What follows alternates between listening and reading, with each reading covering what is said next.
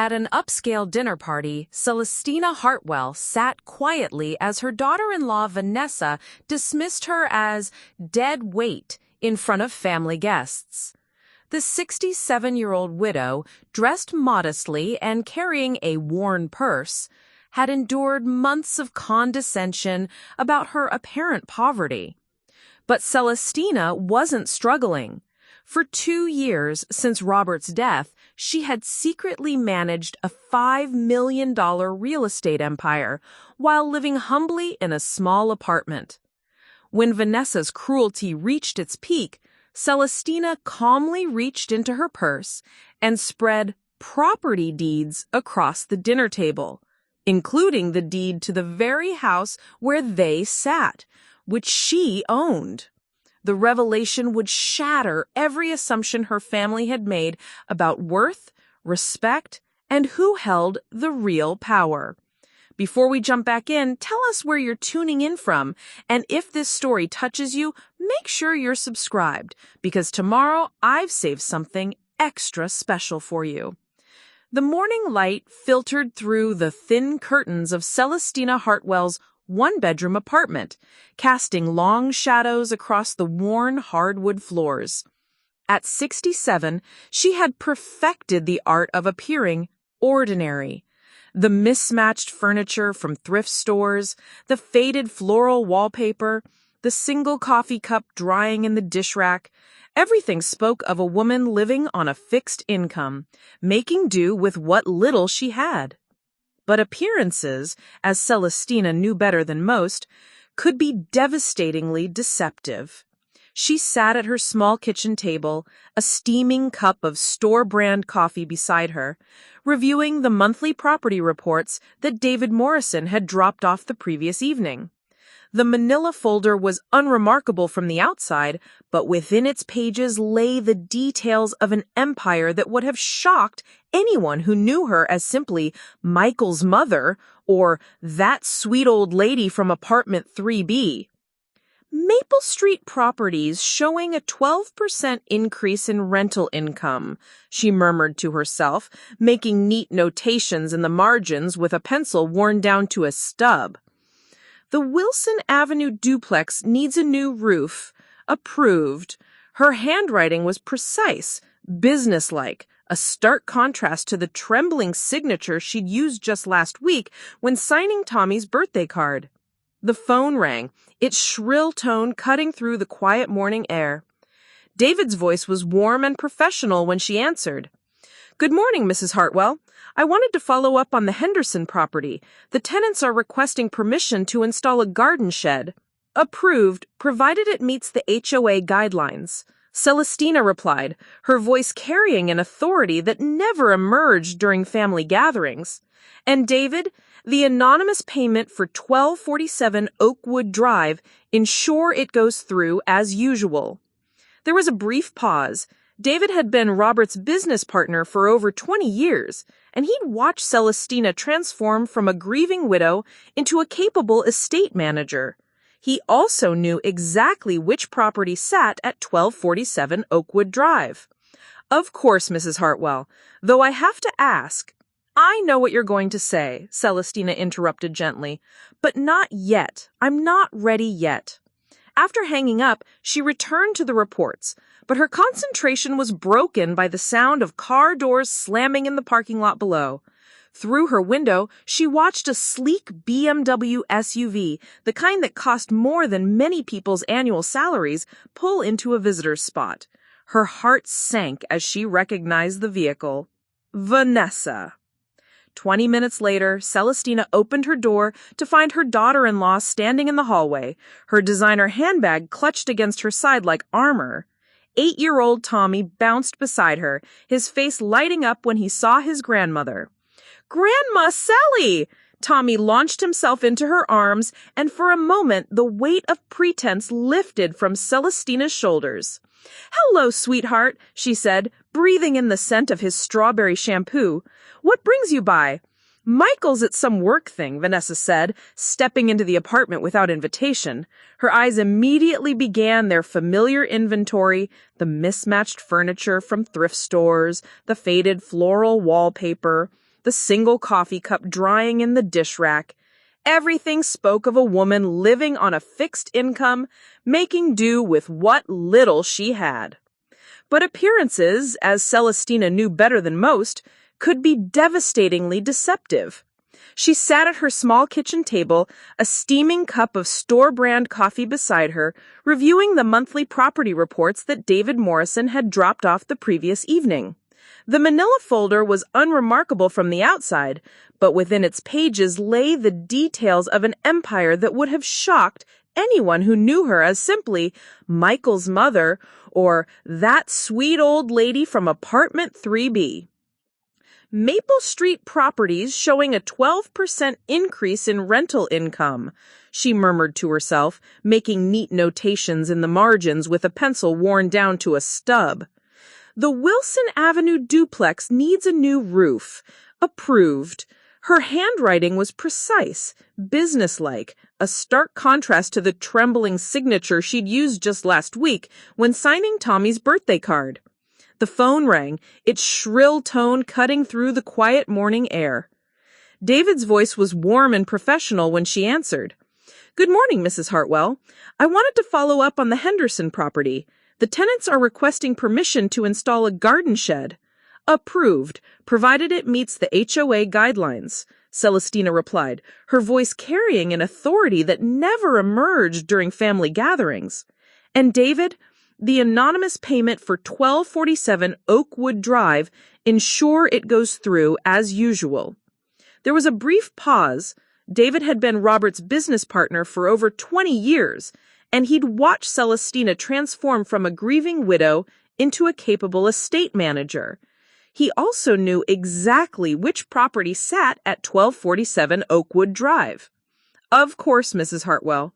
Though I have to ask—" "I know what you're going to say," Celestina interrupted gently, "but not yet. I'm not ready yet." After hanging up, she returned to the reports, but her concentration was broken by the sound of car doors slamming in the parking lot below. Through her window, she watched a sleek BMW SUV, the kind that cost more than many people's annual salaries, pull into a visitor spot. Her heart sank as she recognized the vehicle. Vanessa. 20 minutes later, Celestina opened her door to find her daughter-in-law standing in the hallway, her designer handbag clutched against her side like armor. 8-year-old Tommy bounced beside her, his face lighting up when he saw his grandmother. "Grandma Sally!" Tommy launched himself into her arms, and for a moment the weight of pretense lifted from Celestina's shoulders. "Hello, sweetheart," she said, breathing in the scent of his strawberry shampoo. "What brings you by?" "Michael's at some work thing," Vanessa said, stepping into the apartment without invitation. Her eyes immediately began their familiar inventory, the mismatched furniture from thrift stores, the faded floral wallpaper, the single coffee cup drying in the dish rack. Everything spoke of a woman living on a fixed income, making do with what little she had. But appearances, as Celestina knew better than most, could be devastatingly deceptive. She sat at her small kitchen table, a steaming cup of store-brand coffee beside her, reviewing the monthly property reports that David Morrison had dropped off the previous evening. The manila folder was unremarkable from the outside, but within its pages lay the details of an empire that would have shocked anyone who knew her as simply Michael's mother or that sweet old lady from apartment 3B. Maple Street properties showing a 12% increase in rental income, she murmured to herself, making neat notations in the margins with a pencil worn down to a stub. The Wilson Avenue duplex needs a new roof. Approved. Her handwriting was precise, businesslike, a stark contrast to the trembling signature she'd used just last week when signing Tommy's birthday card. The phone rang, its shrill tone cutting through the quiet morning air. David's voice was warm and professional when she answered. "Good morning, Mrs. Hartwell. I wanted to follow up on the Henderson property. The tenants are requesting permission to install a garden shed."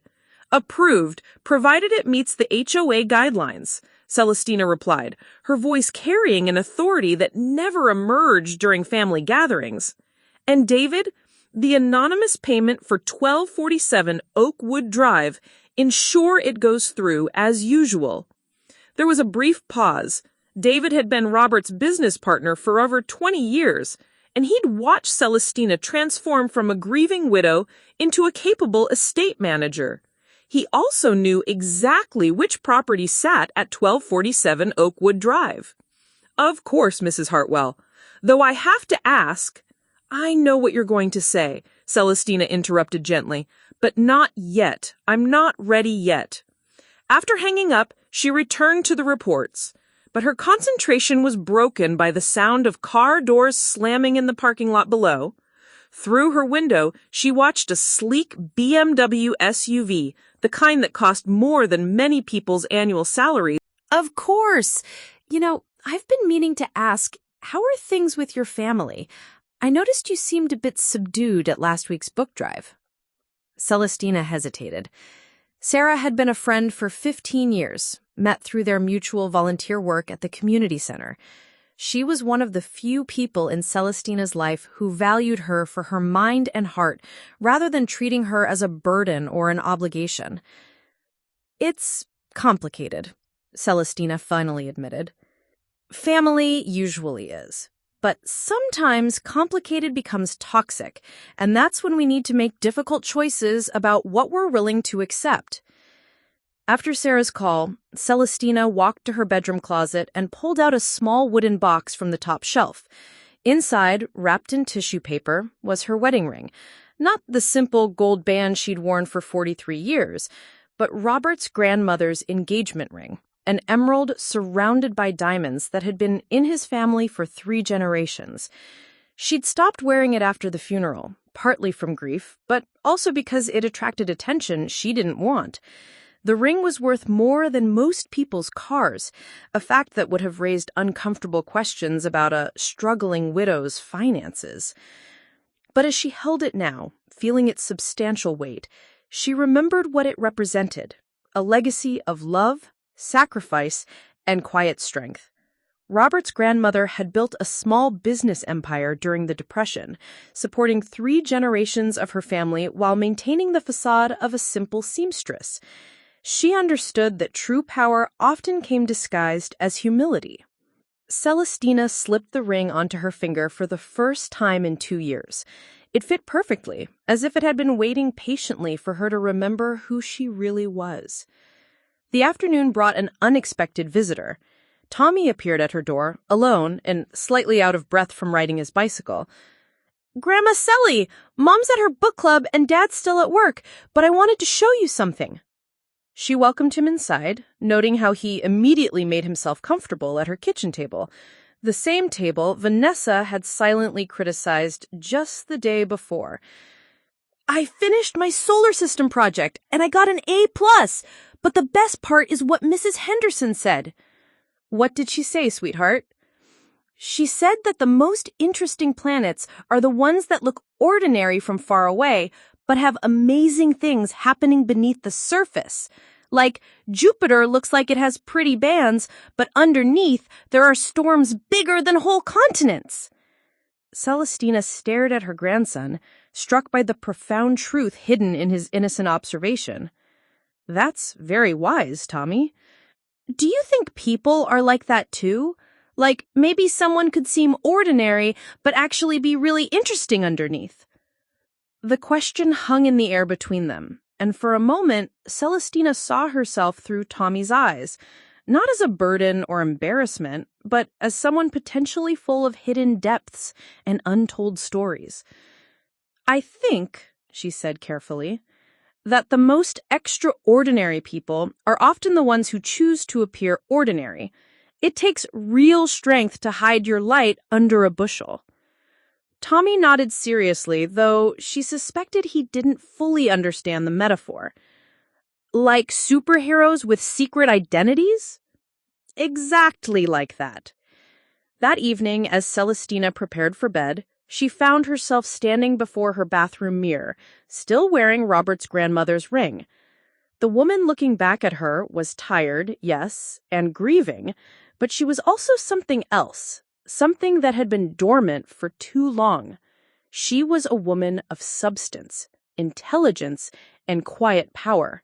A woman who had spent 2 years allowing herself to be diminished in the name of preserving family peace, but who was beginning to remember that peace built on lies and disrespect wasn't worth preserving. Tomorrow, she decided, would bring changes.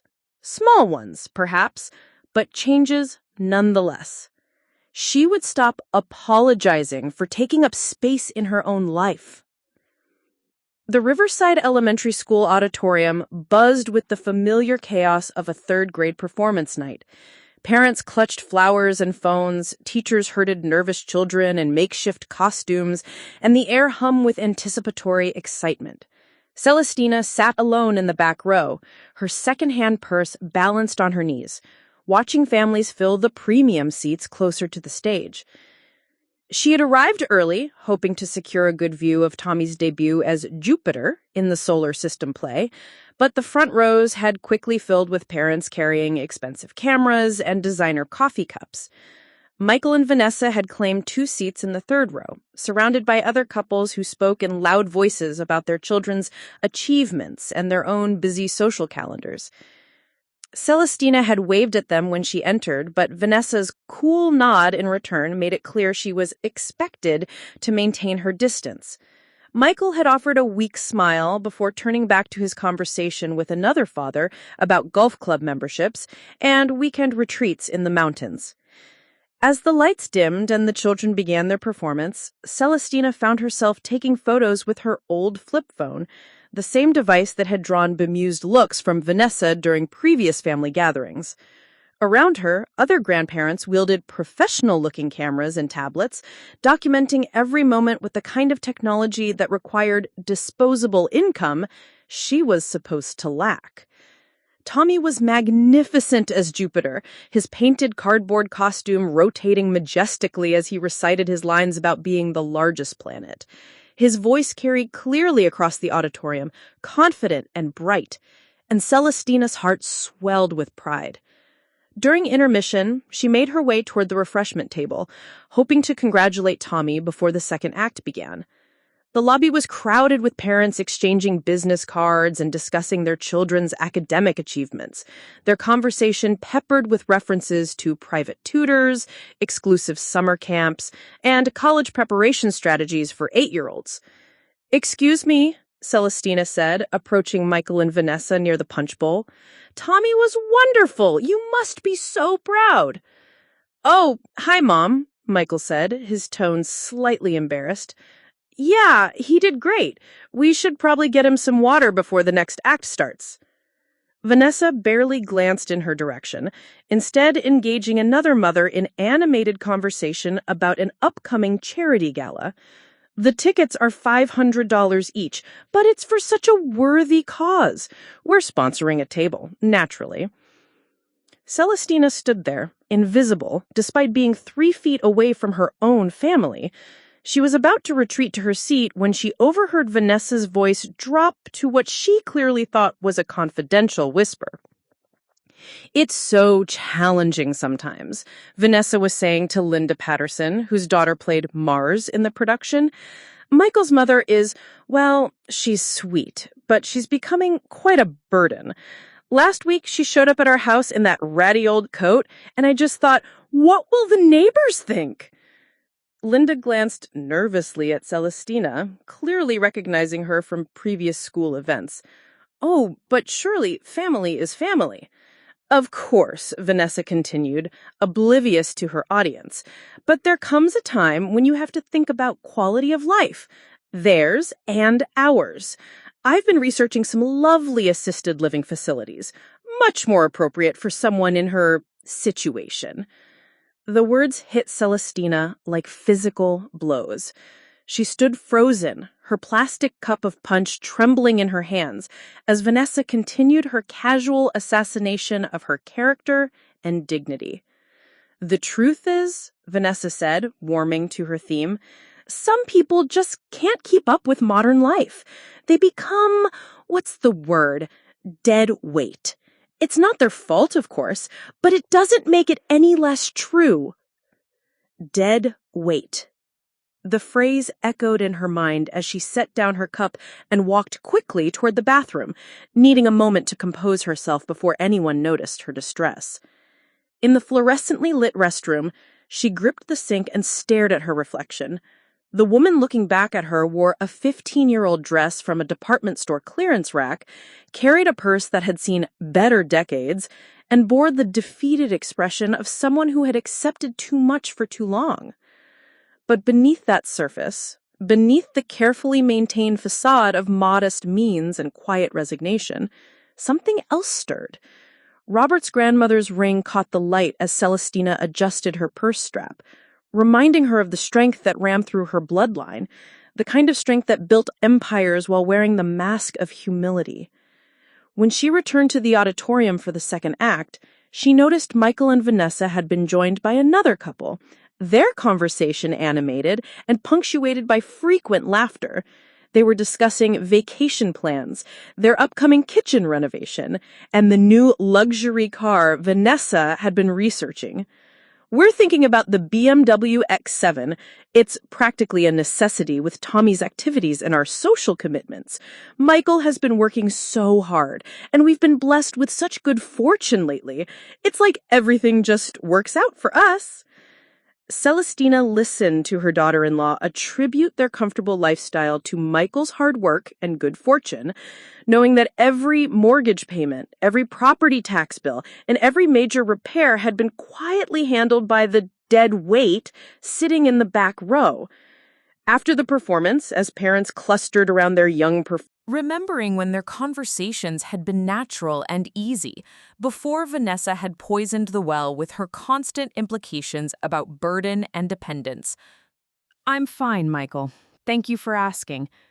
"Good, good. Listen, I wanted to invite you to dinner this Friday night. Vanessa's parents are in town, and her brother Jason is driving down from Portland. She thought it would be nice to have a family gathering." Celestina paused, noting the diplomatic phrasing. Vanessa had thought it would be nice, which likely meant she had decided it was necessary for appearance's sake, a demonstration of family unity for her own relatives. "That sounds lovely," she said, though her stomach tightened with apprehension. "What time should I arrive?" 6:30? And Mom? Michael hesitated, and she could hear him choosing his words carefully.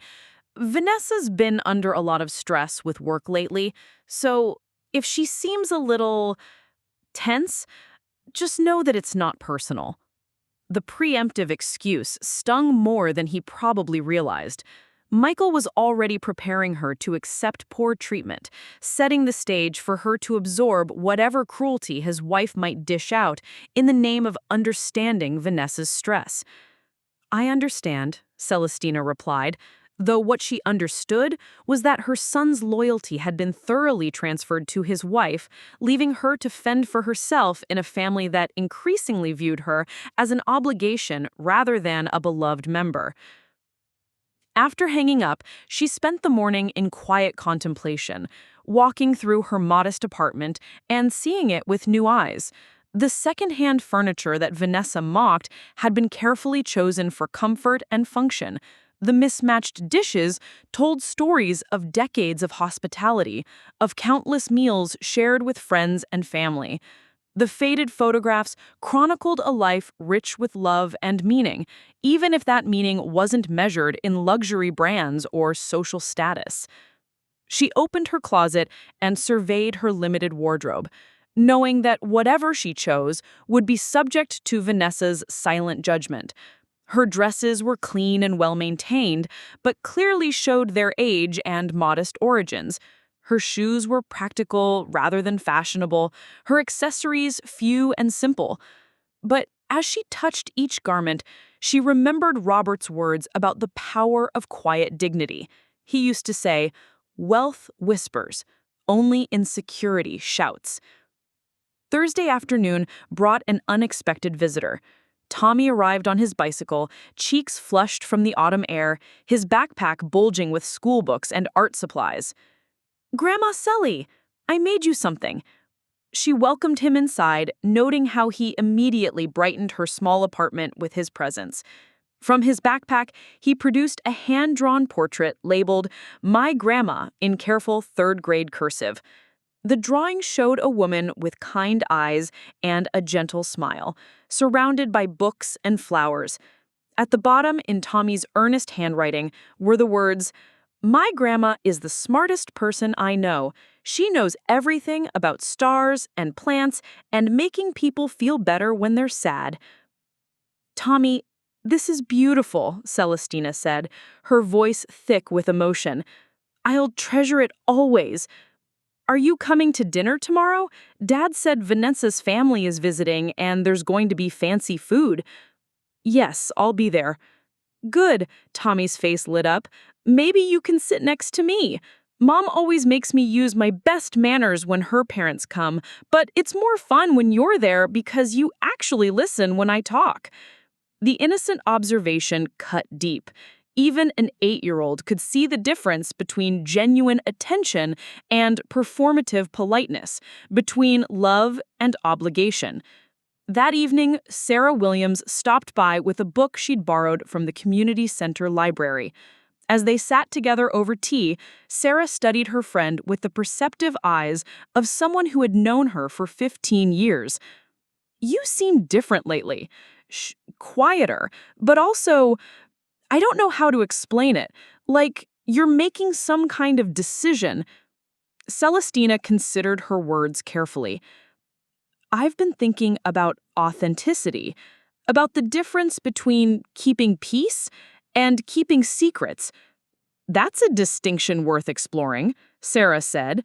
"Sometimes we convince ourselves we're protecting others when really we're just avoiding difficult conversations. What if the conversation changes everything? What if the truth ruins relationships that might still be salvaged?" Sarah leaned forward, her expression serious. "Celestina, I've watched you volunteer tirelessly for literacy programs, comfort grieving families, and mentor young women starting their own businesses. You have wisdom, strength, and incredible generosity. If people in your life can't see that, maybe the problem isn't with your truth. Maybe the problem is with their vision." After Sarah left, Celestina sat alone in her living room with the property deed folder in her lap. She had spent 2 years living small, making herself smaller still to accommodate her daughter-in-law's need to feel superior. She had accepted condescension, endured humiliation, and absorbed contempt, all in the name of preserving family harmony. But Tommy's drawing, propped against her lamp where she could see it, reminded her that hiding her light served no one, not even the people she was trying to protect. Friday evening, as she prepared for the dinner, Celestina made a series of deliberate choices. She selected her best dress, still modest, still obviously aged, but clean and dignified. She wore Robert's grandmother's ring, no longer caring if anyone noticed its quality. And, most significantly, she placed the property deed folder in her purse, securing it with a rubber band so the contents wouldn't scatter. She wasn't sure what the evening would bring, but she was no longer willing to be a passive participant in her own diminishment. If Vanessa wanted to perform superiority for her family's benefit, she would find a more resilient audience than she expected. As Celestina locked her apartment door and walked toward the bus stop, another source of Vanessa's embarrassment, since a proper person would arrive by car, she felt something she hadn't experienced in months. She felt like herself again. The house at 1247 Oakwood Drive was a testament to successful suburban living.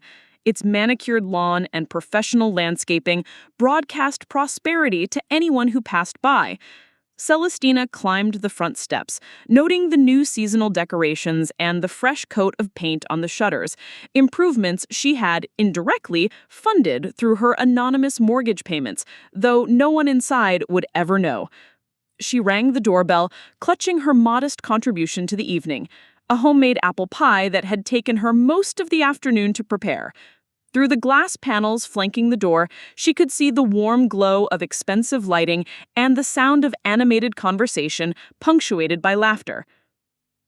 Vanessa opened the door wearing a designer cocktail dress that probably cost more than Celestina's monthly Social Security check, her smile bright and welcoming in the way that never quite reached her eyes when greeting her mother-in-law. "Celly, come in, come in. Everyone's so excited to see you." The statement was clearly performative, designed to demonstrate her thoughtfulness to any family members within earshot. Celestina stepped into the foyer, immediately noting the new artwork on the walls, expensive pieces that complemented the home's carefully curated aesthetic. "I brought dessert," Celestina offered, extending the pie. Vanessa accepted it with a kind of gracious smile that barely masked her disdain, while she said, "How thoughtful. Though I should mention I ordered something special from that new French bakery downtown, but we'll certainly find a place for this." The dismissal was swift and surgical, delivered with enough politeness to maintain appearances while ensuring Celestina understood her contribution was neither needed nor wanted. The pie would likely disappear into the kitchen, forgotten until it was quietly disposed of after the guests departed. "Mom," Michael appeared, giving her a quick hug that felt more obligatory than affectionate. "Come meet Vanessa's family. They're in the living room." The living room showcased the kind of casual elegance that required considerable effort and expense to achieve. Richard and Linda Blake, Vanessa's parents, occupied the plush sectional sofa like visiting dignitaries surveying their domain. Both were well-dressed and well-groomed, carrying themselves with the confidence of people accustomed to being the most successful individuals in any room. Richard rose to shake her hand, his grip firm but brief. "You must be Michael's mother. I've heard so much about you." The phrase carried subtle weight. I could only imagine what Vanessa had shared about her modest circumstances and presumed limitations. Linda's greeting was cooler, a polite nod accompanied by the assessing look that cataloged Celestina's outdated dress and inexpensive accessories in seconds. Vanessa's brother Jason, a real estate developer from Portland, was deep in conversation with Michael about market trends and investment opportunities. He acknowledged Celestina with a distracted wave before returning to his discussion about commercial properties and development deals. "Can I get you something to drink?" Vanessa asked, her hostess duties requiring the offer, despite her. Telling and preparing this story took us a lot of time, so if you are enjoying it, subscribe to our channel. It means a lot to us. Now, back to the story. "You're so quiet tonight, Celisi," Linda Blake observed during the main course, her tone carrying false concern. "Are you feeling all right?" The question felt like a trap, an opportunity for the family to express worry about her declining health or mental acuity. "I'm perfectly fine, thank you. Just enjoying listening to everyone's stories." "It must be difficult," Linda continued, "living on your own at your age. Vanessa mentioned you're in a small apartment. That must feel quite limiting after having a proper house." Richard joined his wife's gentle interrogation. "Have you considered any of those senior living communities? Some of them are quite nice these days, with activities and meal plans. Much less worry about maintenance and upkeep." Celestina felt the familiar sting of being discussed as if she were a problem to be solved, rather than a person to be valued. Around the table, she could see the adults nodding sympathetically, as if her living situation was a tragedy that required intervention. "I manage just fine," she replied evenly. "Of course you do," Vanessa said with patronizing kindness. "But we all worry about you, especially during winter months. It would be such a relief to know you are somewhere safe, with people looking after you properly." The conversation continued in this vein throughout dinner, with various family members offering gentle suggestions about assisted living facilities, senior programs, and the benefits of simplified living for people in her situation. Each comment was delivered with apparent concern, but carried the clear implication that she was becoming a burden that needed professional management. Tommy, bless his heart, attempted several times to redirect conversation toward topics that included his grandmother, asking about her garden, her volunteer work at the community center, her knowledge of astronomy. Each attempt was politely deflected by the adults, who seemed determined to maintain their discussion of Celistina's limitations and their own successes. As dessert was served, an elaborate creation from the French bakery, with Celistina's homemade pie nowhere to be seen, the conversation reached new heights of exclusion. The adults discussed vacation homes, luxury car purchases, and private school options for Tommy, all topics that reinforced the economic disparity between their lifestyle and what they assumed to be Celistina's limited circumstances. It was during this dessert course that Tommy, with the innocent directness of childhood, made the observation that would change everything. "Grandma Selly, you should come on vacation with us this summer. We're going to that big lake with the fancy boats, and there's lots of room in the house we rented." The suggestion hung in the air like a spark approaching tinder, and Selistina watched Vanessa's face flush with wine and embarrassment at her son's guileless invitation. What happened next would echo through their family's history, marking the moment when quiet dignity finally met its breaking point. The silence that followed Tommy's innocent invitation stretched for several heartbeats, filled with the kind of tension that makes even children sense that something important is happening beyond their understanding. Vanessa's wineglass paused halfway to her lips, her eyes darting between her son and the assembled adults who were all suddenly focused on the 8-year-old's guileless suggestion. "Oh, sweetheart," Vanessa said, her voice carrying forced lightness. "Grandma probably wouldn't enjoy that kind of vacation. It's quite active, lots of boating and swimming and late nights." "But Grandma likes swimming," Tommy protested, with the persistence of childhood logic. "She taught me how to float on my back at the community center pool." Richard Blake cleared his throat diplomatically. "I'm sure your grandmother appreciates the invitation, Tommy, but these family trips can be quite expensive. There are a lot of costs involved." "Money isn't everything, Dad," Michael said quietly, surprising everyone at the table, including himself. It was the first time all evening he had contradicted any member of Vanessa's family, and his wife's sharp look made it clear she didn't appreciate his sudden display of backbone. Vanessa set down her wineglass with more force than necessary, the crystal singing against the mahogany table. Her cheeks were flush from wine and frustration, and Selistina recognized the dangerous combination of alcohol and wounded pride that was building in her daughter-in-law's expression.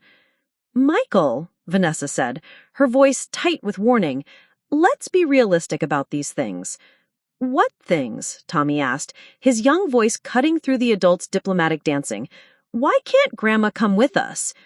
The question hung in the air like an accusation, forcing the adults to either explain their exclusion honestly or continue their verbal gymnastics in front of a child who was becoming confused by the undercurrents he couldn't understand. Linda Blake attempted to intervene with grandmotherly authority. "Tommy, darling, sometimes grown-ups have to make difficult decisions about what's best for everyone involved. But what's not best about Grandma coming?"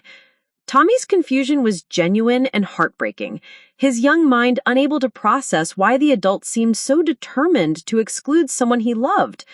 Jason, who had been largely silent during dinner, offered what he clearly thought was a helpful perspective.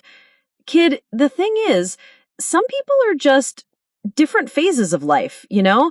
Your grandma probably wants to stay home and do grandma things."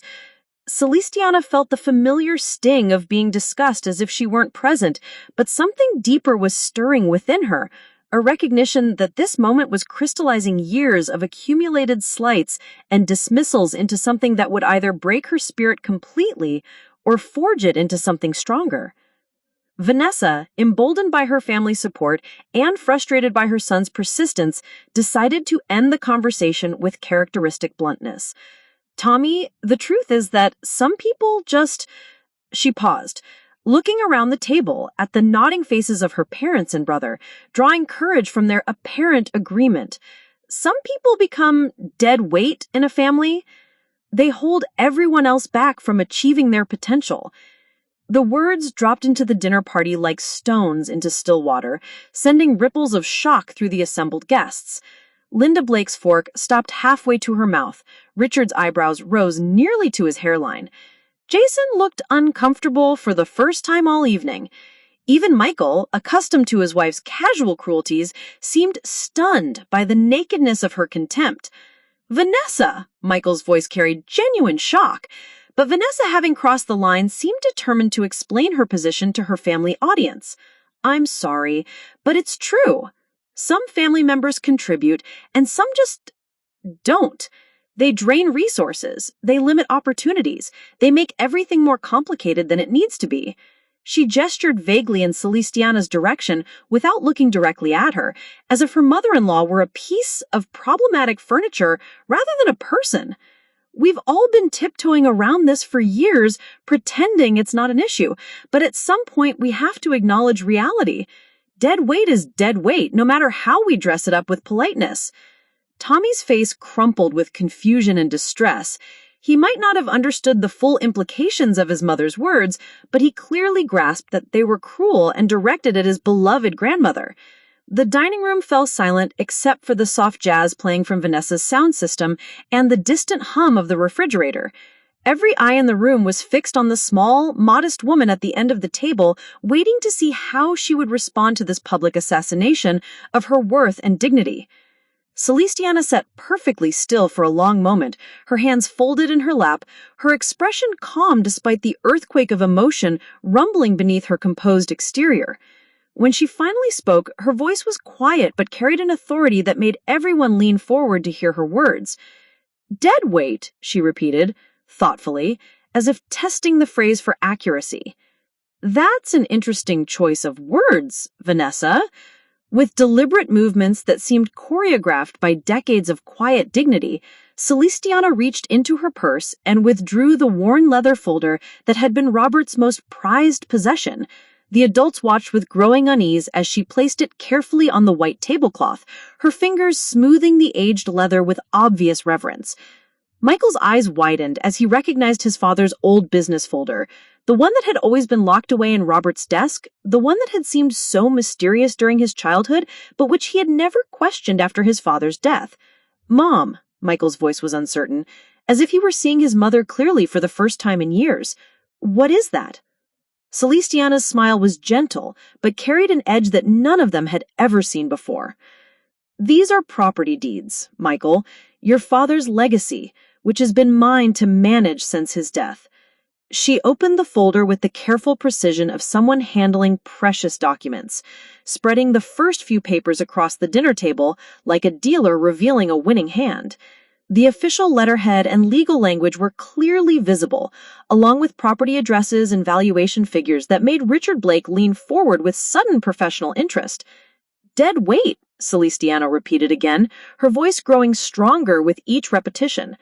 "Let me show you exactly what this dead weight has been carrying." The transformation in the dining room was immediate and electric. What had been a casual family gathering became something else entirely, a courtroom, a confessional, a reckoning that had been 2 years in the making. Celestina's calm voice carried the authority of someone who had finally decided to stop playing a role that no longer served her. "This first deed," she said, holding up a document that bore official seals and signatures, "is for 1247 Oakwood Drive. Your house, Michael and Vanessa. The house you believe you're paying a mortgage on." Conservative estimate based on current market conditions, Celestina replied calmly.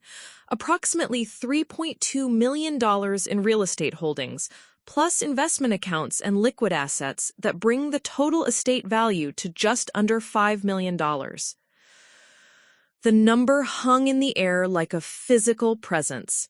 Linda Blake's mouth opened and closed without sound. Richard's business-trained mind was clearly racing through the implications. Vanessa looked like she might be physically ill. "But you live in that tiny apartment," Michael said weakly, as if the modest living conditions could somehow negate the evidence spread across his dining room table. "You take the bus, you shop at thrift stores." Your father believed that money should be a tool, not a master, Celestina explained, her voice carrying the weight of Robert's philosophy. We chose to live modestly because we found fulfillment in simple pleasures and meaningful relationships, not material displays. Quiet wealth, he called it. Money that works for you rather than you working to impress others with money. She produced another set of documents, these bearing the letterhead of several local charitable organizations. Robert and I donated over $200,000 to various causes during our marriage. The literacy program at the community center, the food bank, the scholarship fund for underprivileged students, all supported by what you've been calling dead weight. Tommy, who had been listening with the focused attention that children give to adult conversations they sense are important, spoke into the stunned silence. "Grandma, does this mean you're rich?" The innocent question broke through the adults' shock, forcing them to confront the reality that their fundamental assumptions about worth, contribution, and family hierarchy had been not just wrong, but spectacularly, embarrassingly wrong. "I suppose it does, sweetheart," Celestina replied, her voice gentle as she addressed the only person at the table who had consistently treated her with love and respect. Vanessa finally found her voice, though it came out as a hoarse whisper. "Why didn't you tell us? Why did you let us think—" "Let you think what?" Celestina's interruption was swift and pointed. "Let you think I was poor? Let you think I was dependent? Let you think I was worthless?" Her voice hardened with each question. "Or did you think those things because it served your narrative about your own importance and success?" She gathered the deeds carefully, her movements precise and controlled despite the emotional magnitude of the moment. "I maintained this charade because I believed it was what Robert would have wanted. He valued humility and genuine relationships over displays of wealth. I thought that by living modestly, I was honoring his memory and protecting our family from the complications that money can bring to relationships." Her eyes moved around the table, taking in each face, shocked, embarrassed, calculating, devastated. "But I realize now that I wasn't protecting anyone. I was enabling behavior that should never have been acceptable, regardless of anyone's financial circumstances." David Morrison's business card fell from the folder as she reorganized the documents, and she picked it up, holding it where everyone could see. "David has been managing these properties since Robert's death. He's been asking me for months when I planned to tell you the truth, because he could see how you were treating me." She tucked the business card back into the folder. He called it cruel. I called it complicated. But sitting here tonight, listening to myself being described as dead weight by someone whose lifestyle I've been subsidizing, I think David's assessment was more accurate. Michael buried his face in his hands. "Mom, I'm so sorry. If you had known, would you have treated me differently? Should anyone's worth be determined by their bank account? Should respect and kindness be reserved only for those who can prove their financial value?" Vanessa's parents had begun a whispered conversation at their end of the table, clearly recognizing that they had been unwitting participants in a humiliation that would reshape their understanding of family dynamics and their own daughter's character. "The real question," Celestina continued, her voice carrying the authority of someone who had finally reclaimed her power, "is what happens now. What happens when the dead weight reveals itself to be the foundation that's been supporting everything else?" "Then perhaps," Celestina replied gently, "you should start with figuring out what you want to say and whether it comes from a place of genuine recognition or simply from shock at discovering that the person you've been mistreating had the power to defend herself." She kissed Tommy goodbye, the only purely uncomplicated love in the room, and walked toward the front door of the house she owned, leaving behind a family that would spend the coming days and weeks grappling with the reality that their understanding of everything, wealth, worth, respect, and love, had been fundamentally, irrevocably changed. The woman who stepped out into the autumn evening was not the same person who had arrived 3 hours earlier. Selistina Hartwell had spent 2 years hiding her light under a bushel, and tonight she had finally let it shine, with consequences that would ripple through her family's future in ways none of them could yet imagine. The 3 days following the dinner party felt like a suspended moment in time, as if the entire Hartwell family was holding its collective breath while waiting to see what would emerge from the wreckage of their old assumptions. Celestina returned to her modest apartment, but everything felt different now. The secondhand furniture no longer seemed like evidence of poverty, but rather like conscious choices made by someone who valued substance over appearance. She sat at her kitchen table Wednesday morning, reviewing property reports from David Morrison, but found herself distracted by the weight of what she had unleashed. The folder of deeds lay open before her, no longer a secret burden, but rather a visible reminder of the power she had finally chosen to exercise. Her phone rang at precisely 9 o'clock, David's customary check-in time. "Mrs. Hartwell." His voice carried a mixture of relief and concern. "I assume the family dinner didn't go quite as planned." "That would be another statement," Celestina replied, managing a rueful laugh. "The truth has a way of creating its own weather patterns." "Are you having second thoughts about the revelation?" The question hung in the morning air as Celestina considered it carefully. "I'm having thoughts, David. Whether they're second thoughts or simply complicated thoughts remains to be seen." "What can I do to help?" "I want you to prepare a full financial accounting of all expenses related to 1247 Oakwood Drive over the past 2 years. Everything. Mortgage subsidies, repairs, improvements, property taxes. And I want you to draft a letter explaining that the anonymous benefactor arrangement is ending immediately." There was a pause on the other end of the line. "Mrs. Hartwell, are you sure? That's going to create immediate financial pressure for your son and daughter-in-law. They won't be able to maintain their current lifestyle without significant adjustments." "Then they'll learn to adjust," Celestina said with quiet firmness. "One of the mistakes I made was protecting them from the natural consequences of their choices. If they want to live in that house, they need to earn the privilege." After hanging up with David, Celestina found herself walking through her apartment with new eyes. The modest furnishings that had once felt like a performance now seemed like an authentic reflection of her values. But she began to notice things that genuinely needed updating, not for appearances, but for her own comfort and dignity. Her phone buzzed with a text message from an unknown number. "Mrs. Hartwell, this is Vanessa. Could we talk? I think I owe you a conversation." The request was unexpected, and Celestina found herself staring at the message for several minutes before responding. "Of course. Would you like to come here, or would you prefer somewhere neutral?" "Your apartment, if that's okay. I think I need to see it differently." They arranged to meet that afternoon, giving Celestina time to prepare for what would undoubtedly be a difficult conversation. She straightened her small living space, put fresh flowers from her garden in a mason jar, and brewed a pot of coffee. The good coffee she rarely indulged in, purchased with money that was actually her own. Vanessa arrived at exactly 2 o'clock, dressed more casually than Celestina had ever seen her.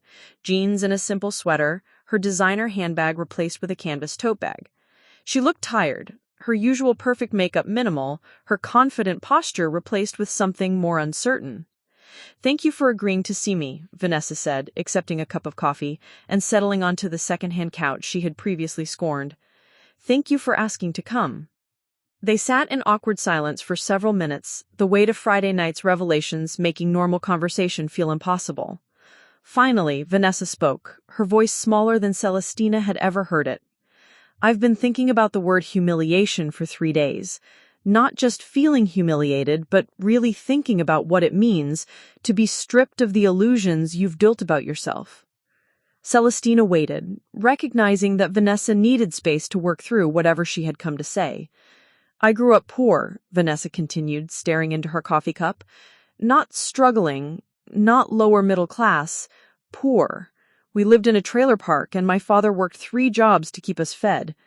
My mother cleaned houses for wealthy families, and sometimes she would come home with stories about their lives, their possessions, their casual abundance." She looked up at Celestina with eyes that were red from crying. "I swore I would never live that way. I swore I would marry someone stable, someone who could provide security and status, and all the things my parents couldn't give me." "There's nothing wrong with wanting security, Vanessa. But there is something wrong with how I've pursued it," Vanessa replied, her voice growing stronger. I married Michael because he was safe and had potential, not because I loved him, at least not at first. And I've spent our entire marriage trying to distance myself from anything that reminded me of my background, including your mother-in-law who lived modestly and didn't contribute to your image of success." Vanessa nodded, tears beginning to flow freely. "I saw you as everything I was afraid of becoming, dependent, struggling, irrelevant. And instead of recognizing that those fears were about my own insecurities, I projected them onto you and used them as justification for treating you terribly." Celestina set down her coffee cup and studied her daughter-in-law with new attention. This was not the performance she had expected, not an apology designed to restore access to financial support, but something that sounded like genuine self-examination. "What's changed, Vanessa? What's made you see things differently?" "I had a panic attack Monday morning at work. A full-blown, couldn't breathe, thought I was dying panic attack. My assistant called an ambulance, and I spent 4 hours in the emergency room while doctors tried to figure out what was wrong with me." She pulled a tissue from her purse and wiped her eyes. The doctors said it was anxiety, brought on by stress and what he called cognitive dissonance, the psychological discomfort that comes from holding contradictory beliefs about yourself. "And what contradictory beliefs were you holding?" "That I was a good person who had achieved success through hard work and merit, while simultaneously knowing, somewhere deep down, that I had been cruel to someone who had never done anything but show kindness to my family." Celestina set down her coffee cup and studied her daughter-in-law with new attention. This was not the performance she had expected, not an apology designed to restore access to financial support, but something that sounded like genuine self-examination. "What's changed, Vanessa? What's made you see things differently?" "I had a panic attack Monday morning at work. A full-blown, couldn't breathe, thought I was dying panic attack. My assistant called an ambulance, and I spent 4 hours in the emergency room while doctors tried to figure out what was wrong with me." She pulled a tissue from her purse and wiped her eyes. The doctors said it was anxiety, brought on by stress and what he called cognitive dissonance, the psychological discomfort that comes from holding contradictory beliefs about yourself. "And what contradictory beliefs were you holding?" "That I was a good person who had achieved success through hard work and merit, while simultaneously knowing, somewhere deep down, that I had been cruel to someone who had never done anything but show kindness to my family."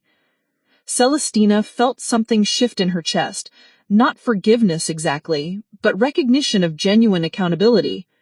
That must have been frightening, terrifying, but also clarifying. Lying in that hospital bed, I realized that everything I thought I had built, our lifestyle, our social status, our financial security, was an illusion. Not just because you had been supporting it without our knowledge, but because it was all built on a foundation of anxiety and insecurity and performance. Vanessa stood up and walked to Celestina's kitchen window, looking out at the modest apartment complex courtyard. "I've been living someone else's definition of success while treating the people in my life as either assets or liabilities based on how they contributed to that performance.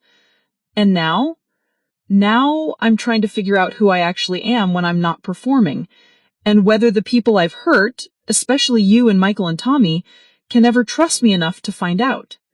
The conversation continued for another hour, with Vanessa asking questions about Robert's philosophy, about Celestina's volunteer work, about the difference between living below your means and living authentically. It was the longest conversation they had ever had that wasn't loaded with subtext and performance, and by the end, both women felt exhausted, but oddly hopeful. "There's something else I need to tell you," Vanessa said as she prepared to leave. "Michael doesn't know yet, but I've decided to see a therapist. Not couples counseling, individual therapy to work on my own issues. I can't fix what I've broken until I understand why I broke it in the first place." That's a brave choice. It's a necessary choice. I've spent so many years running from my background that I lost sight of my values. I need to figure out how to be proud of where I came from while still working towards where I want to be without stepping on other people in the process. After Vanessa left, Celestine sat in her quiet apartment and reflected on the unexpected turn their relationship had taken. She had anticipated anger, defensiveness, perhaps even attempts at manipulation. She had not expected vulnerability and genuine accountability. Her phone rang again, this time showing Michael's name. Mom, could I come over? I think we need... Celestina studied the listing, noting the modest square footage and practical layout. It was the kind of house she and Robert had lived in for most of their marriage. Comfortable, but not ostentatious. Focused on function rather than status. What does Vanessa think about downsizing? She's the one who found the listing, Michael said, surprising his mother. She said she wants to start over, to build something real instead of something that looks impressive from the outside. They spent the evening going through Robert's old business files, with Michael asking detailed questions about property management, investment strategies, and the philosophy behind quiet wealth.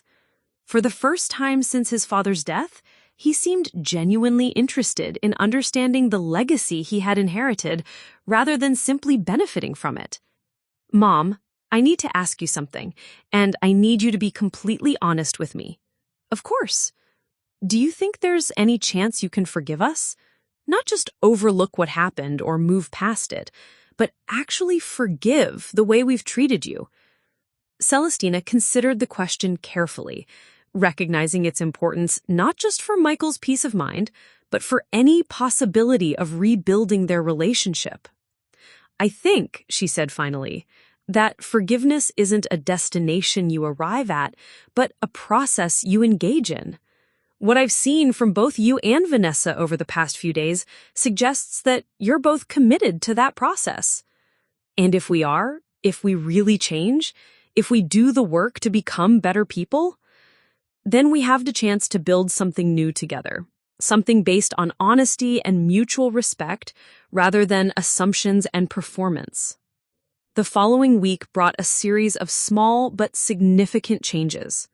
Celestina moved to a larger apartment in the same complex, still modest by suburban standards, but with more space for the life she was beginning to live more openly. She bought new furniture, not expensive designer pieces, but comfortable, well-made items that reflected her actual taste rather than her performance of poverty. Sarah Williams helped with the move, marveling at her friend's transformation. "You seem different," she observed as they unpacked books in Celestina's new living room. "More yourself." "I'm learning the difference between humility and invisibility," Celestina replied. "Your father's philosophy of quiet wealth was wise, but I took it too far. I became so quiet that I disappeared, even to myself." Tommy visited the new apartment the following Saturday, his excitement at the increased space infectious. "Grandma Sally, you have a real dining room, and look at this kitchen. It's huge." The apartment was hardly huge by any reasonable standard, but compared to her previous cramped quarters, it felt spacious and welcoming. She had hung some of Robert's favorite artwork, displayed her good china in a proper cabinet, and created a home office where she could manage her properties with the dignity that her role deserved. "Why did you live in that little place before?" Tommy asked with characteristic directness. "Because I thought it was what I was supposed to do," Celestina replied honestly. "But sometimes what we think we're supposed to do isn't actually what's best for us or the people we love."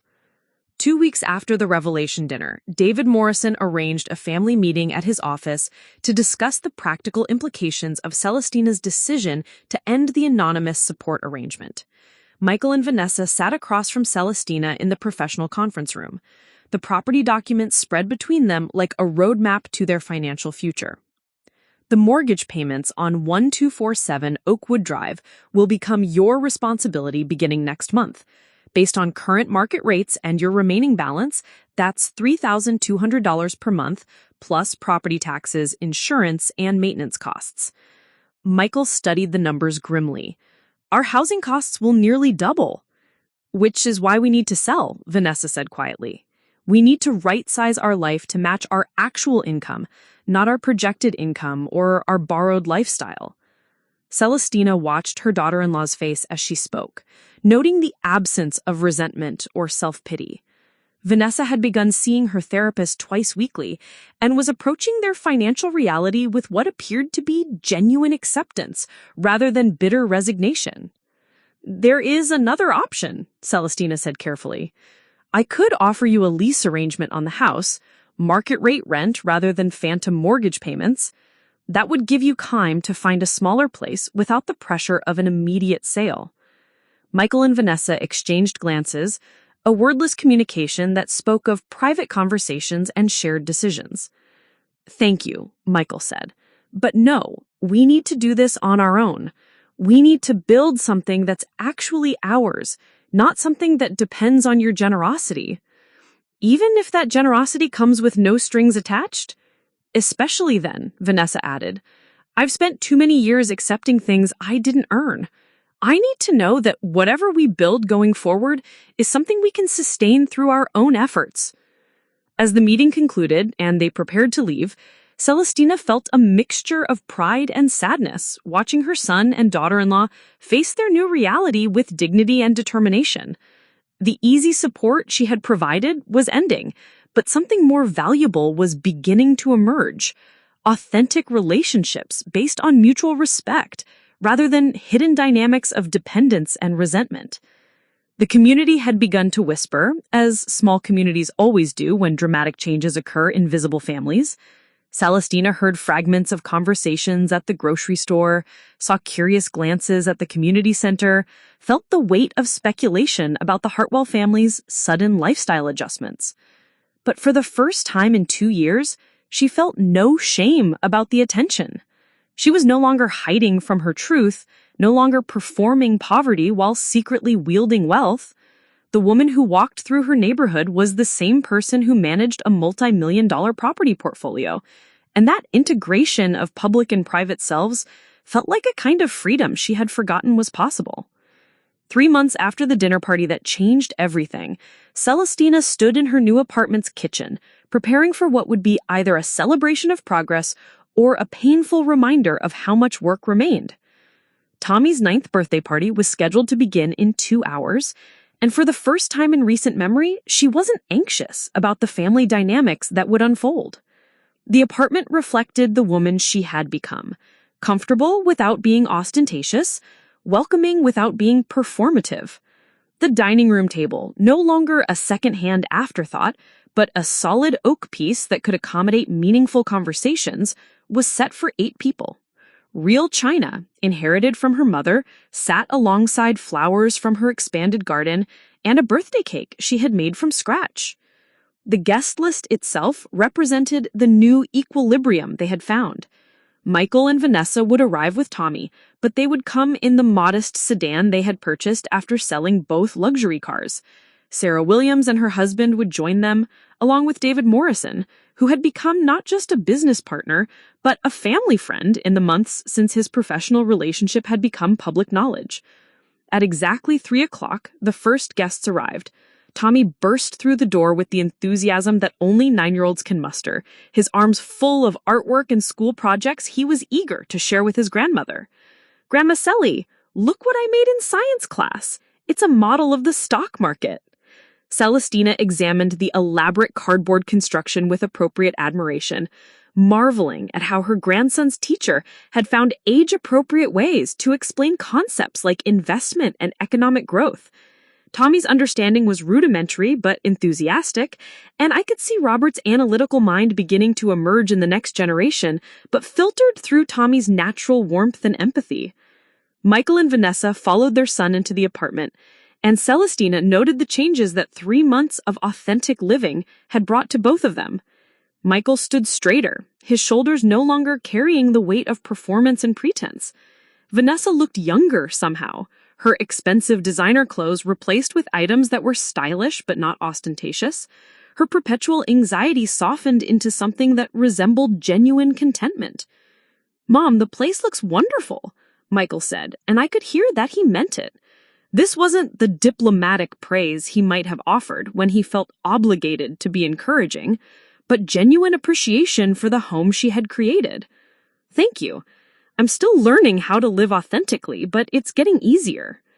Vanessa approached with a small wrapped gift and an expression that was both nervous and hopeful. "This is for you. A thank you gift, but also an apology gift. And maybe a fresh start gift?" Inside the carefully wrapped package was a framed photograph of the 4 generations of Hartwell women, Celestina, Vanessa, and Tommy, taken at the community center's volunteer appreciation dinner the month before. It was a candid shot, captured while they were working together to serve meals to local families, all three faces relaxed and genuinely happy. "When did you get this?" Celestina asked, studying the image with wonder. "Sarah took it," Vanessa replied. "She said it was the first time she had ever seen all of us look completely comfortable together. I thought you might like to have it as evidence that we can be a real family when we're not trying so hard to perform one."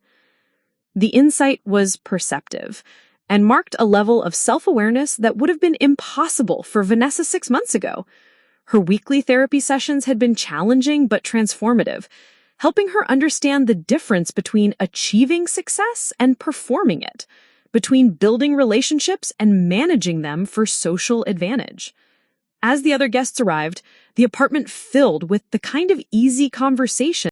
Celestina opened the envelope and found a detailed proposal outlining a 2-year program that would teach Michael every aspect of property management and real estate investment.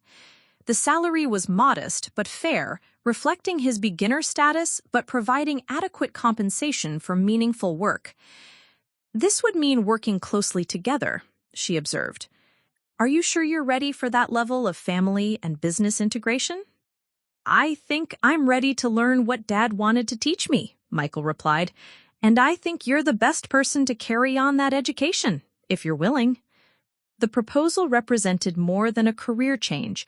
It was an acknowledgement that the family's wealth came with responsibilities that extended beyond personal comfort to community stewardship and generational legacy.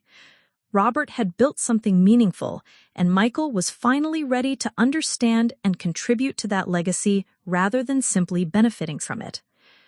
"I'll need time to review this properly," Celestina said, though her smile suggested the answer was likely to be positive.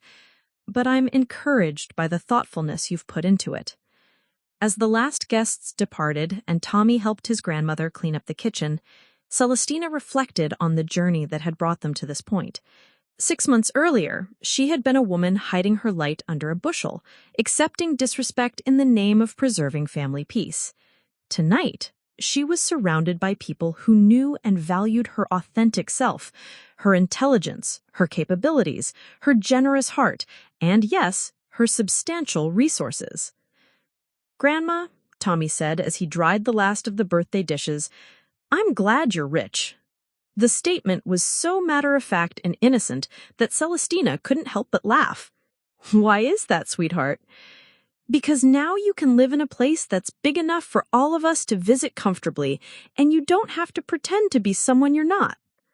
The wisdom embedded in her grandson's observation took her breath away.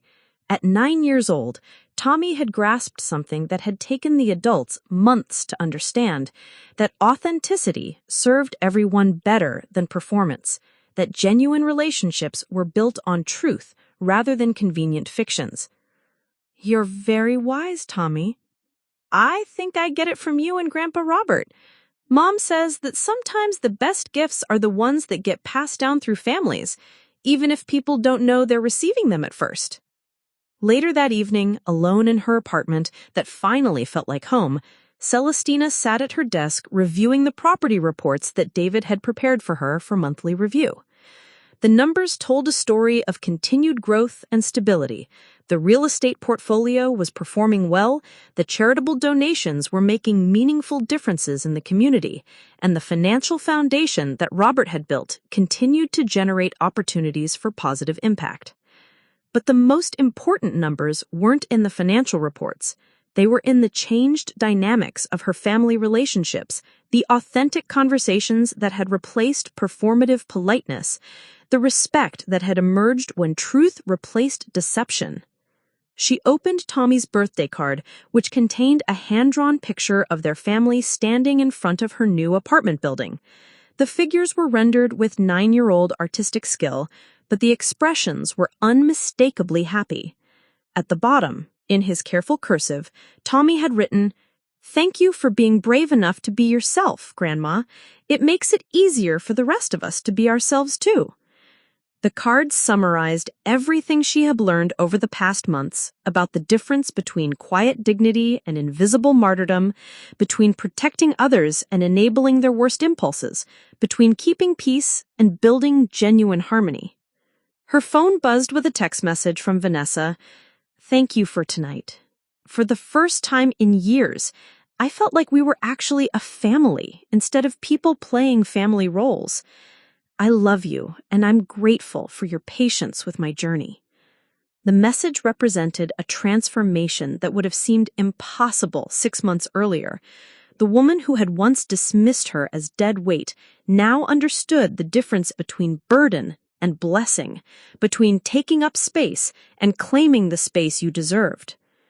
As Celestina prepared for bed and her comfortable apartment, surrounded by her books, her photographs, her real china, and the visible evidence of a life finally lived in full authenticity, she thought about Robert and the conversation they might have had about the evening's success.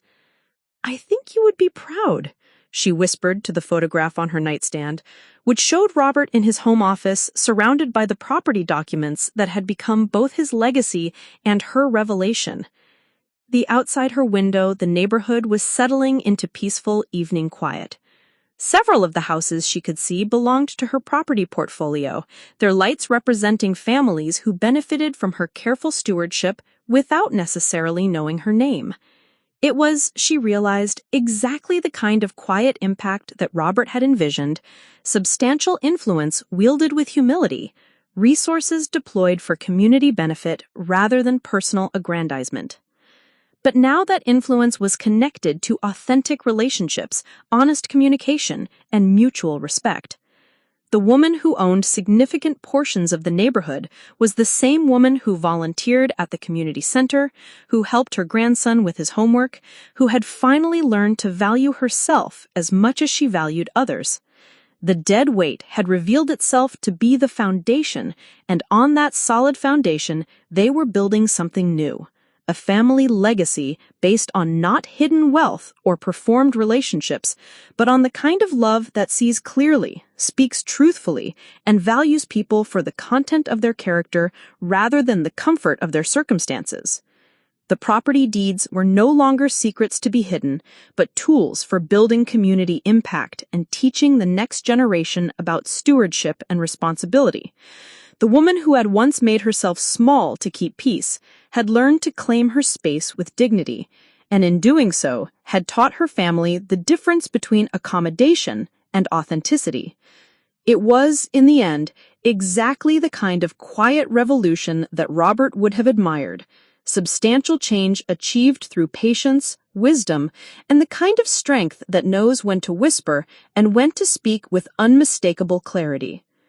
1 year later, the Riverside Community Center had never hosted an event quite like the one taking place on this crisp October evening. What had started as a simple volunteer appreciation dinner had evolved into something much more significant, a celebration of community investment, authentic leadership, and the quiet revolutions that happen when people choose truth over performance. Celestina stood in the center's main hall, watching as families, volunteers, and community leaders filled the space with the kind of genuine warmth that emerges when people gather to honor something meaningful rather than to be seen at something important. The decorations were modest but elegant, the food prepared by local restaurants as donations rather than expensive catering, and the guest list reflected the community's actual fabric rather than its social hierarchy. "Mrs. Hartwell," called Maria Santos, the center's director, approaching with a framed certificate and a smile that radiated genuine appreciation. "Are you ready for your big moment?" Celestina adjusted the necklace she was wearing, Robert's grandmother's emerald pendant, no longer hidden but worn openly as a symbol of the heritage she had finally learned to honor without apology. Her dress was new, purchased at a boutique rather than a thrift store, but selected for its elegance and comfort rather than its price tag or designer label. "I'm not sure anyone is ever ready to be the center of attention," she replied, though her voice carried none of the anxiety that had once accompanied public recognition. but I'm grateful for the opportunity to celebrate what we've all built together. The past year had brought changes that rippled far beyond the Hartwell family's personal transformation. Celestina's decision to live authentically had created space for others to do the same, and the community center had become a focal point for that collective evolution. "Ladies and gentlemen," Maria announced, calling the gathered crowd to attention, "we're here tonight to recognize someone whose quiet generosity has touched countless lives in our community, but whose story represents something even more important: the courage to live authentically and the wisdom to understand that true wealth lies in meaningful relationships and community investment." The audience quieted, their attention focused on the small stage where Celestina stood alongside Maria. In the front row, she could see her family. Michael in a well-tailored suit but modest, having learned to dress for occasions without performing status. Vanessa in a dress that was stylish without being ostentatious, her face relaxed in a way that spoke of genuine contentment rather than social anxiety. And Tommy, now 10 years old, holding a notebook where he had been documenting his observations about community service and family dynamics with the methodical attention he had inherited from his great-grandfather, Robert. Most of you know Mrs. Selistina Hartwell as a dedicated volunteer who has contributed countless hours to our literacy programs, our food distribution services, and our senior support network. What many of you didn't know until recently is that her generosity extended far beyond her time and energy. She gestured toward a display board that had been set up near the stage, featuring photographs and descriptions of community projects that had been quietly supported by anonymous donations over the past several years.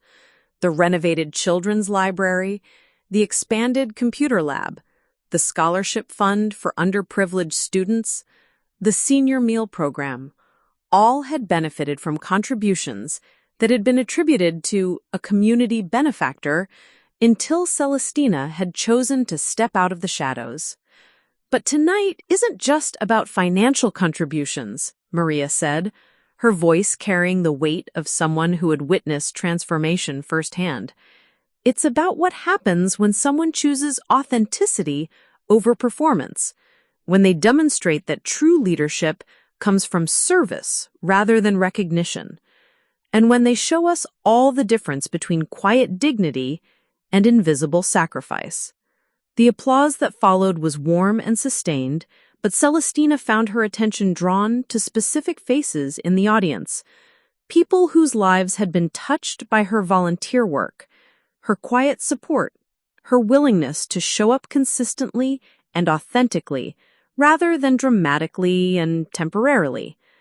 There was Eleanor Johnson, the 78-year-old former teacher who had been struggling with loneliness until Celestina had recruited her to help with the literacy program, giving her a sense of purpose that had transformed her final years.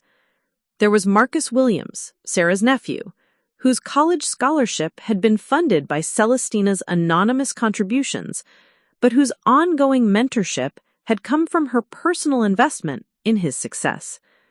And there was the Chen family, recent immigrants whose small restaurant had been struggling until Celestina had both become a regular customer and quietly arranged for several of her rental properties to order catering from them, helping establish the customer base that had allowed them to thrive. "I'd like Mrs. Hartwell to share some thoughts with us," Maria said, stepping aside to give Celestina access to the microphone. For a moment, Celestina felt the familiar flutter of anxiety that had once made her shrink from attention. But as she looked out at the assembled faces, people who knew her story, who had witnessed her journey from invisible sacrifice to authentic leadership, she felt instead the kind of confidence that comes from being genuinely known and valued.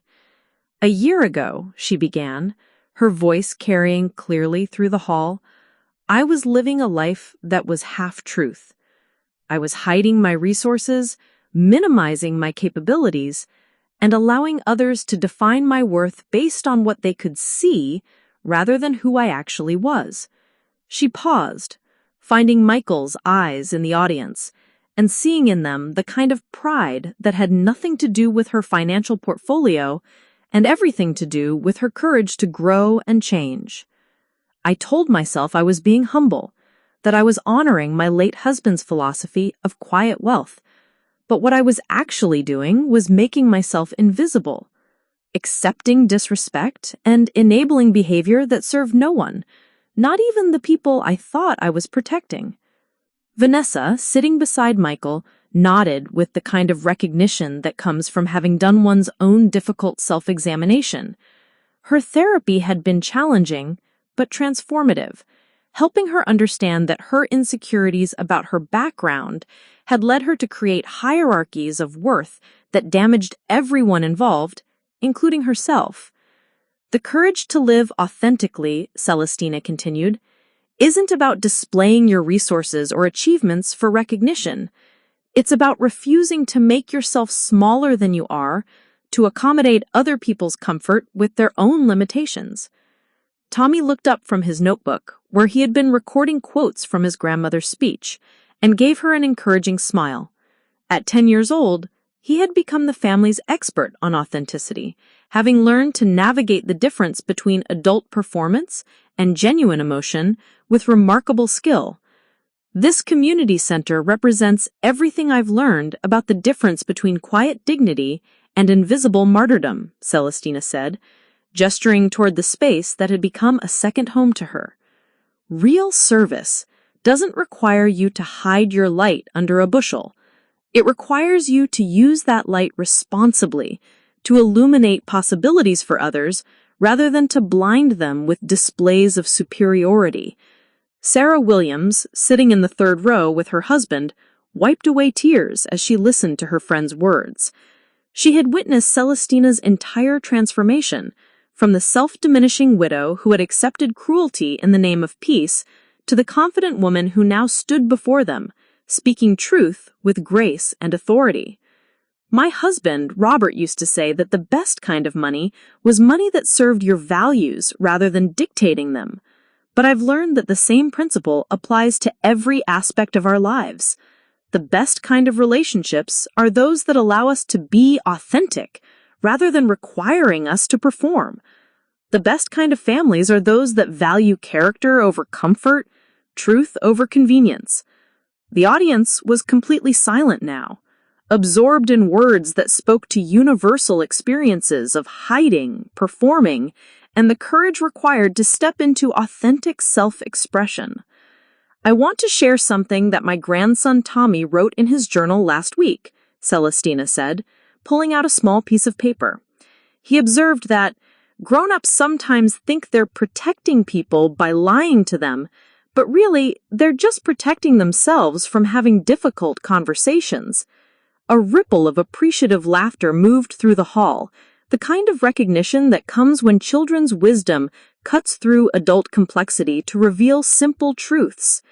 Out of the mouths of babes, Celestina continued, Tommy helped me understand that my secrecy wasn't protecting my family from the complications of wealth, it was protecting me from the discomfort of demanding the respect I deserved.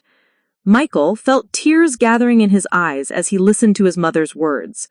The past year had been challenging for him, not just practically, as he learned to live within his actual means and master the skills of property management, but emotionally, as he grappled with years of willful blindness about his family dynamics. The journey from invisible sacrifice to authentic leadership isn't comfortable, Celestina acknowledged. It requires you to disappoint people who have become invested in your diminished version of yourself. It requires you to set boundaries that may initially feel selfish, and it requires you to trust that the people who truly love you will prefer your authentic self to your performed self, even when that authenticity is inconvenient for them. She paused to take a sip of water, noting how the audience remained completely engaged. This was the kind of attention that came from recognition rather than politeness, from people hearing truth that resonated with their own experiences. But the rewards of authentic living are profound. When you stop hiding who you are, You create space for genuine relationships. When you stop accepting disrespect in the name of keeping peace, you model for others that they deserve to be valued. And when you use your resources, whether financial, intellectual, or emotional, openly and responsibly, you give others permission to do the same. David Morrison, sitting with several other local business leaders, nodded in recognition. Over the past year, he had watched Celestina transform not just personally, but professionally, becoming a more effective and confident leader in her property management and investment decisions. Her willingness to operate openly had also inspired several other quiet philanthropists in the community to step forward and coordinate their efforts more effectively. This community center thrives because it's built on authentic relationships rather than transactional ones. People contribute their time, skills, and resources because they genuinely care about the outcomes, not because they're performing charity for social credit. That authenticity creates a foundation for sustainable impact rather than temporary displays of generosity. She gestured toward the display board showing the various programs and initiatives that had grown over the past year. Every project represented here exists because someone chose to contribute authentically rather than strategically, because someone decided that genuine service was more important than public recognition. The irony wasn't lost on anyone in the audience that Celestina was receiving public recognition for years of avoiding public recognition, but the recognition felt appropriate rather than contradictory. A community acknowledging someone who had finally learned to value herself appropriately. "I want to say something to the families represented here tonight," Celestina said, her gaze moving across the assembled faces. "Your worth is not determined by what others can see of your resources or achievements. Your value lies in your character, your capacity for love, your willingness to show up authentically in relationship with others." Tommy looked up from his notebook again, recognizing that his grandmother was building toward her conclusion and wanting to give her his full attention. But character and love require you to claim your space with dignity, to refuse to accept treatment that diminishes you, and to trust that the people who deserve to be in your life will rise to meet your authentic self rather than demanding that you shrink. The observation was so perceptive that Celestina felt tears gathering in her eyes. Yes, sweetheart, it was very scary, but it turned out that the people who really loved me more when I was being honest about who I was. And the people who didn't love you more, those people taught me that their love was conditional on my willingness to be less than I actually was. That's not really love. That's something else pretending to be love. They finished packing the display materials in comfortable silence, 2 generations connected by blood and by shared understanding about the importance of authenticity in relationships. As they prepared to leave, Tommy slipped his hand into his grandmother's, a gesture that had once been offered from pity but was now given from genuine affection and respect. Outside, the October air was crisp with the promise of winter, but Celestina felt warmth that had nothing to do with temperature. The past year had been challenging, requiring her to rebuild relationships from foundations of honesty rather than assumptions, but the results had exceeded her most optimistic hopes. Michael and Vanessa were waiting by their modest sedan, their faces tired but content in the way that comes from participating in something meaningful rather than simply attending something obligatory. The family dynamic had shifted completely. They were no longer performing roles, but living authentically within relationships built on mutual respect and genuine care. "Thank you for tonight, Mom," Michael said, giving her a hug that felt like the embraces from his childhood, uncomplicated by guilt, obligation, or hidden resentments. "Your speech was, I don't know how to describe it, powerful but also gentle, honest but not harsh." "Thank you for being willing to hear it," Celestina replied, "and thank you for doing the work to build something real with me instead of something that just looked functional from the outside." Vanessa approached with her own expression of gratitude, but also with something else, a question that had clearly been developing throughout the evening. "Celestina, I hope this isn't presumptuous, but I wanted to ask if you would consider speaking at the leadership conference my company is hosting next month. The theme is authentic leadership, and after hearing you tonight, what kind of audience? Marketing professionals mostly, people who spend their careers helping others manage their public image. I think they need to hear what you said about the difference between authentic self-expression and strategic performance. The request represented a complete reversal from the woman who had once been embarrassed by her mother-in-law's modest appearance and perceived limitations. Vanessa was now proud to be associated with Celestina's story and eager to share her wisdom with professional colleagues. "I'll consider it," Celestina replied. "Send me the details and we can discuss it." As they prepared to part ways, Michael's family heading to their comfortable but modest home, Celestina returning to her apartment that finally reflected her authentic self, Tommy made one final observation that captured the evening's significance. "I like this version of our family better," he said simply. "Everyone seems happier when they're being themselves."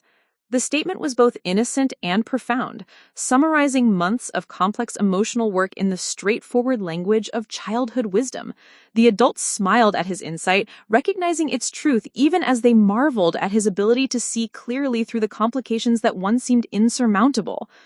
Later that evening, alone in her apartment, with the Community Service Award displayed on her bookshelf and the photographs from the evening spread across her dining table, Celestina reflected on the journey that had brought her to this point.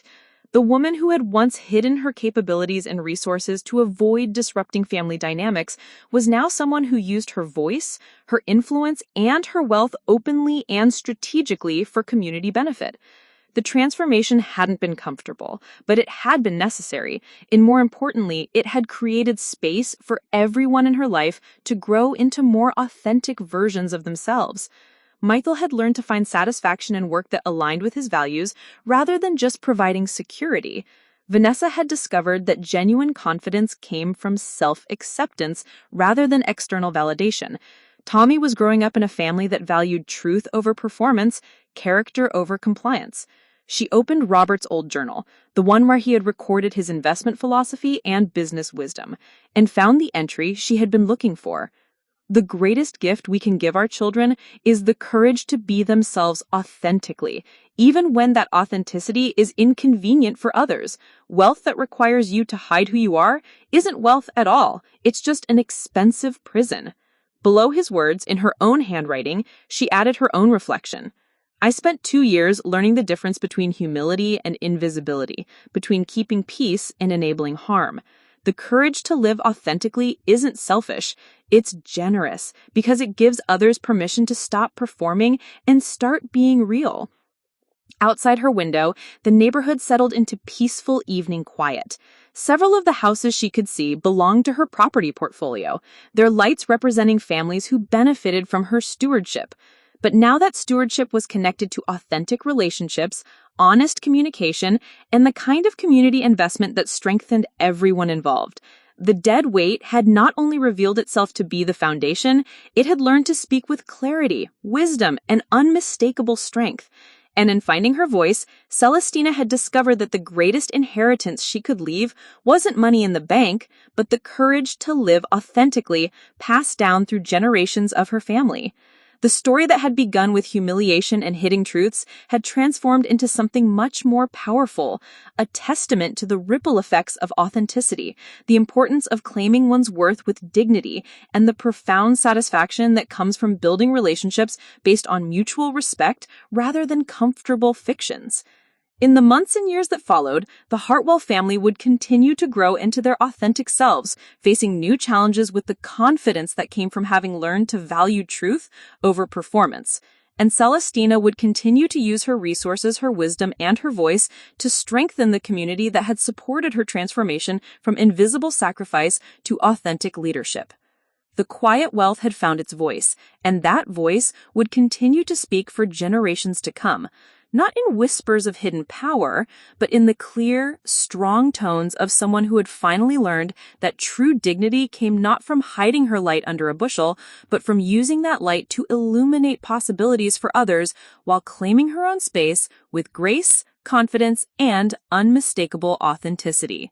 The dead weight had become the cornerstone, and on that solid foundation, they had built something that would last, a legacy of truth, respect, and the kind of love that sees clearly and values people for exactly who they are.